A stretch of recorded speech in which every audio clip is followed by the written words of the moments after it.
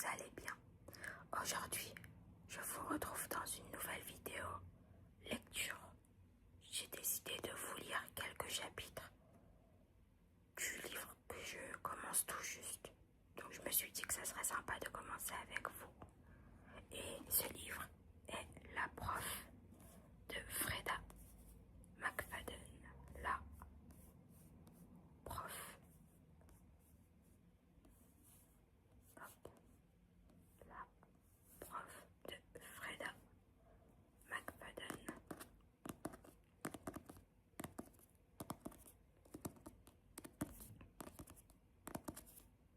Je vais vous lire du coup la 4e de couverture avant de commencer quelques chapitres avec vous. Alors, chaque matin, Eve et son mari, Nate, partent ensemble au lycée où elle enseigne les mathématiques et lui l'anglais. Une vie parfaite, réglée comme du papier à musique. Pourtant, l'établissement a récemment été secoué par un scandale.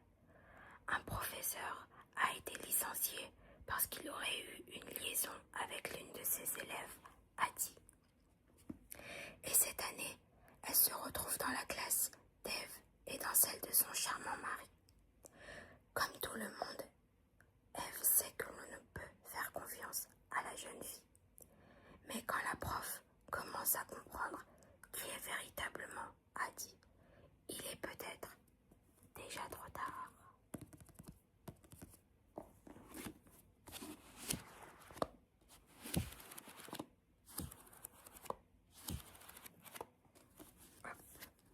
Du coup, on va plutôt commencer le livre.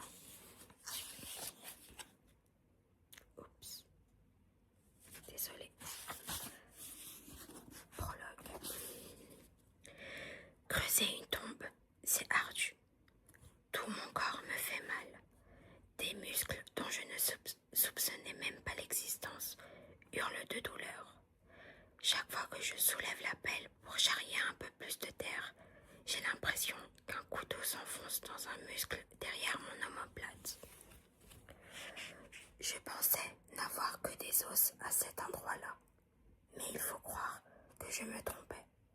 J'ai une conscience aiguë de chaque fibre musculaire qui compose mon corps et toutes me font mal, très mal. Je m'octroie une courte pause, lâchant la pelle pour soulager un peu mes paumes sur lesquelles des ampoules sont apparues. J'essuie la sueur sur mon front avec mon avant-bras. Maintenant, le soleil est couché, la température est descendue en dessous de 0, à en juger par le givre qui couvre le sol. Moi, j'ai cessé de ressentir le froid au bout de la première demi-heure et me suis débarrassée de mon manteau il y a presque 1 heure.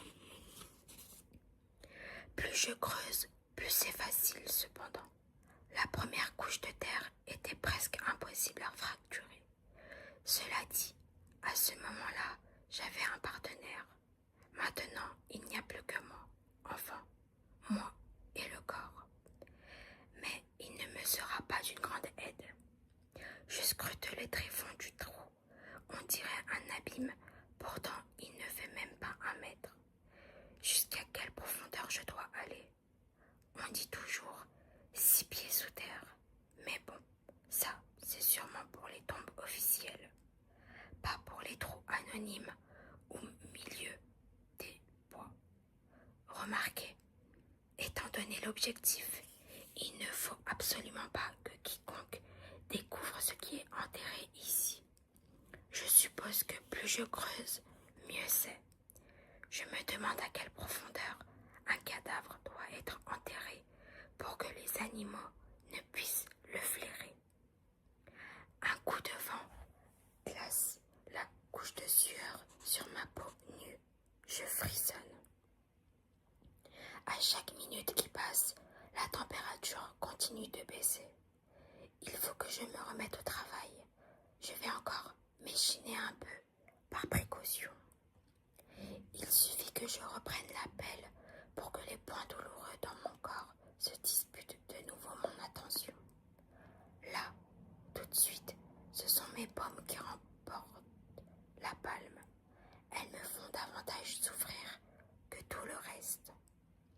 ce que je ne donnerais pas pour une paire de gants en cuir. Mais je n'ai que de gros gants moelleux qui gênent ma prise sur le manche.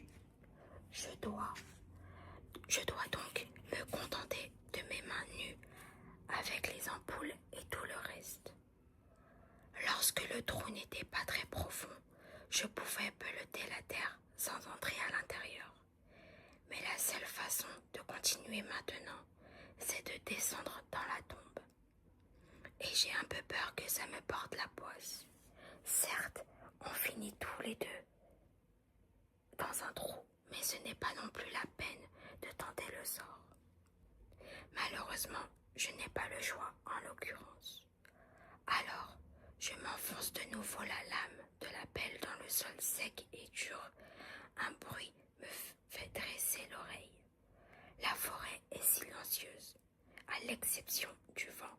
Pourtant, je crois bien avoir entendu quelque chose.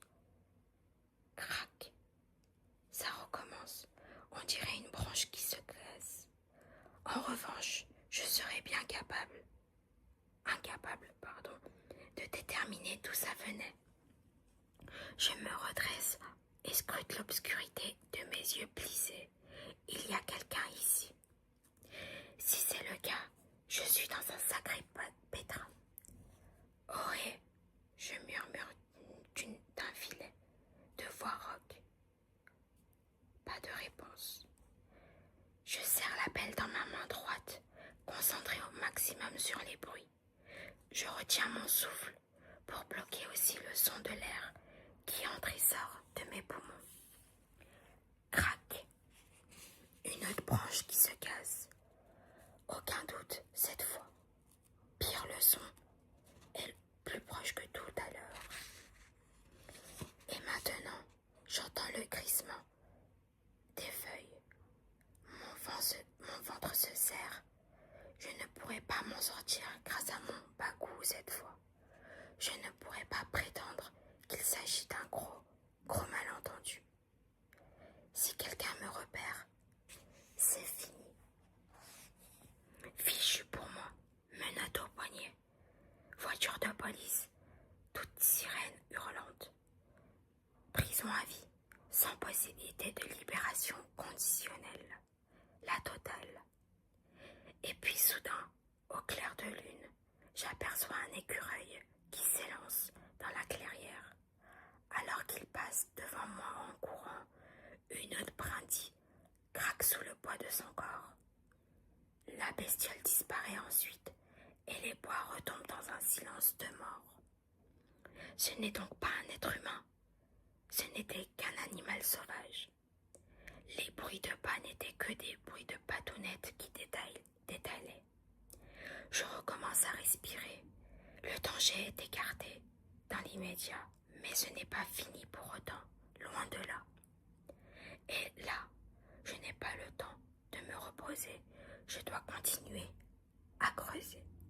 Oui, car je dois enterrer ce corps avant le lever du soleil. Première partie.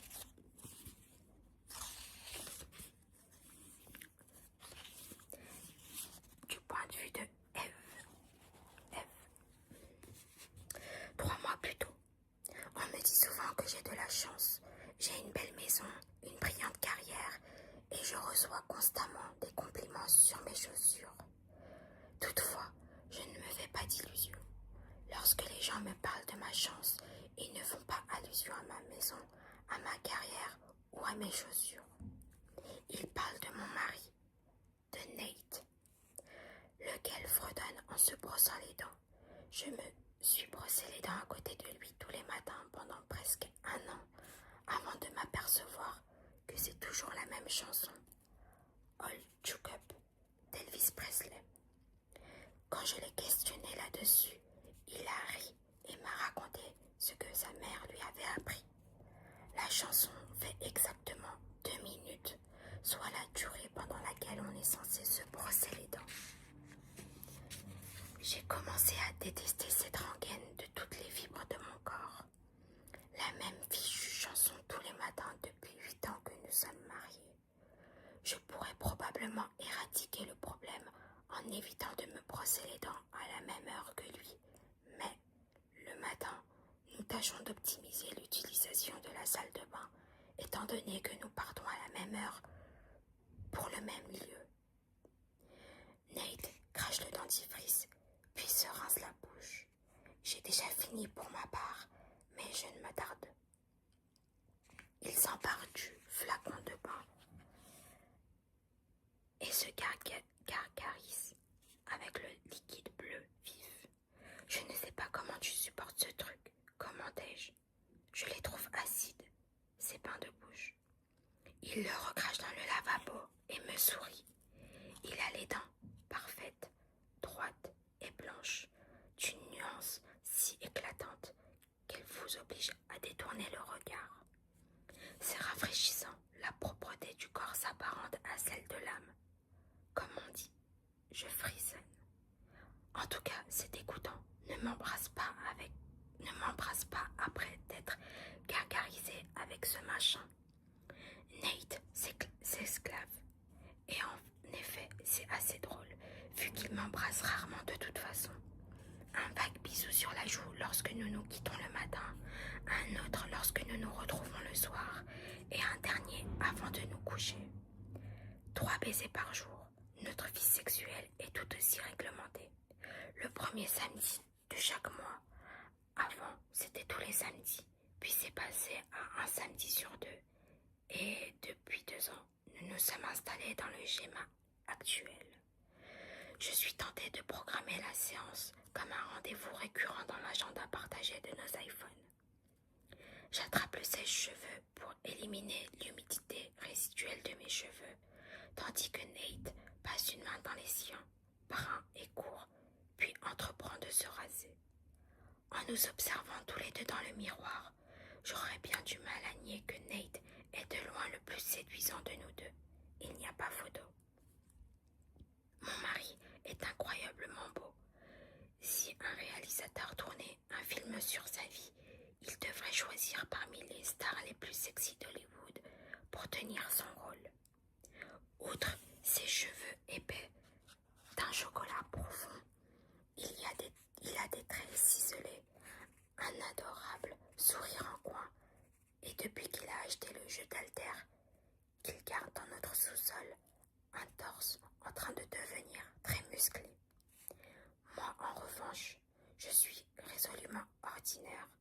J'ai eu 30 ans pour l'accepter et j'admets bien volontiers que mes yeux couleur boue n'auraient jamais la lueur enjouée de ceux de Nate, que mes cheveux bruns ternes ne feraient jamais que prendre moellement sur mon crâne et qu'aucun de mes traits n'est tout à fait bien proportionné pour mon visage. Je suis trop maigre, tout en angle dangereusement aigu, sans aucune courbe à proprement parler. Si quelqu'un devait réaliser un film sur ma vie, eh bien, ce n'est même pas la peine d'en parler. L'idée est absurde. On ne fait pas de film sur les femmes comme moi. Donc, quand les gens disent que j'ai de la chance, ce qu'ils entendent vraiment par là, c'est que Nate et moi ne boxons pas du tout dans la même catégorie. En revanche, je suis un peu plus jeune, j'ai au moins ça pour moi. Je sors de la salle de bain pour finir de m'habiller et Nate me suit dans le même des siens. Je choisis un chemisier blanc impeccable, boutonné jusqu'au cou, que j'associe à une jupe beige, parce qu'en Nouvelle-Angleterre, on n'a que 3 mois dans l'année pour se mettre en jupe. 4 si on a de la chance. Après avoir enfilé une paire de collants, je glisse mes pieds dans des escarpins noirs Jimmy Choo. Je les ai déjà enfilés quand je remarque que Nate est en train de m'observer, sa cravate marron pendouillante autour de son cou. Eve, je devine déjà ce qui va suivre et j'espère qu'il ne le dira pas. Ce sont des chaussures neuves. Elle, je fais sans prendre la peine de lever les yeux. Non, je les ai depuis plusieurs années. En fait, je crois que je les ai portées le jour de la rentrée, l'année dernière. Ah, d'accord. Il ne me croit pas, mais il baisse les yeux sur ses propres chaussures, une paire de mocassins en cuir marron qui ont vraiment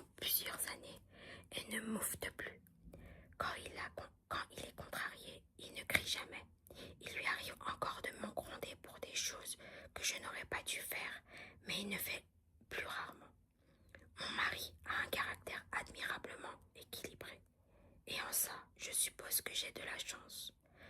Tout en boutonnant les poignets de sa chemise, il jette un coup d'œil à sa montre. Tu es prête à partir ou tu veux prendre ton petit déjeuner? Nate et moi travaillons tous les deux au lycée de KCM et c'est la rentrée aujourd'hui. J'enseigne les mathématiques et lui l'anglais.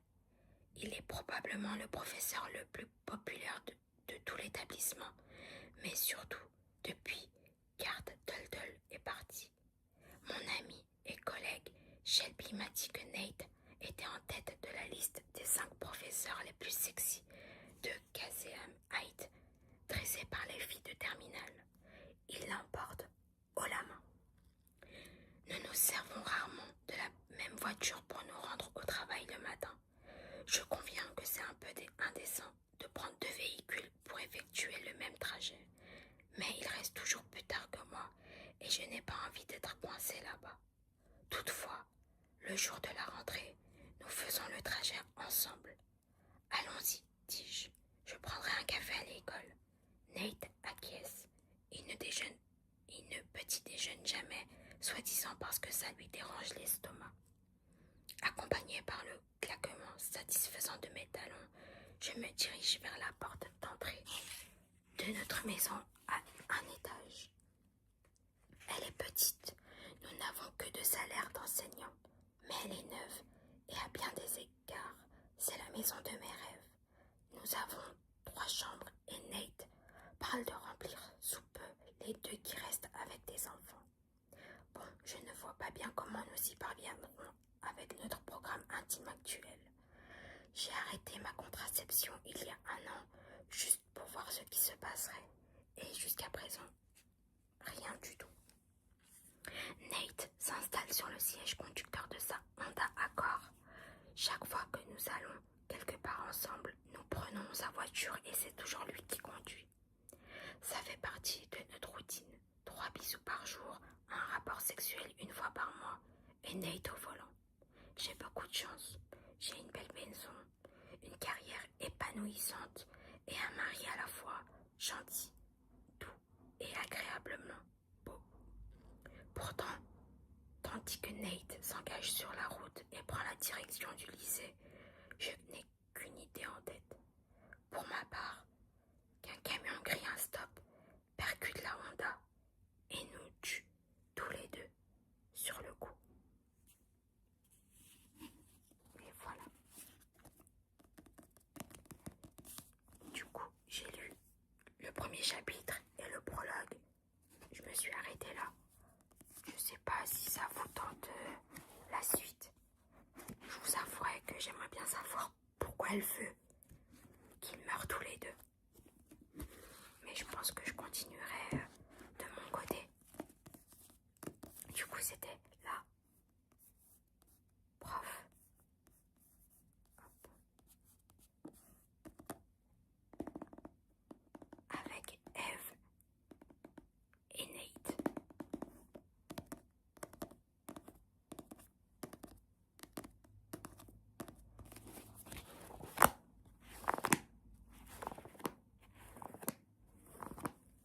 Je sais pas si vous l'avez déjà lu,